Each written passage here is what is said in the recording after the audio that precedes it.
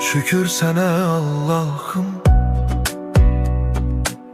bugünüme sabahıma. Ürəyimdə bir ümid var, sen baxırsan halımıza. Şükür sana Allah'ım, yolumu düz saxla hər an. Qəlbim yorulsa da bəzən sən verirsən mənə güman.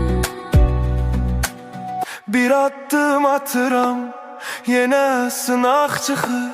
Dünya bəzən gülür, bəzən də yandırır. Amma mən bilirəm, tək deyiləm heç vaxt. Sənin adın var içimdə, mənə yetər bu haqq. Evimə bərəkət, canıma səhət, qəlbimə təmizlik, dilimə məhəbbət. Hər kəs öz payını halal qazansın, Allahın nuru ilə qaranlıq dağılsın. Ya Rabbim gəncə güc ver, yaşlıya səbr ver. Qəmli olan ürəklərə biraz rahatlıq ver. Kim yorulub, kim ağlayıb, kim tək qalıbsa, sən çatdı köməyini, gecikmə Allah'ım.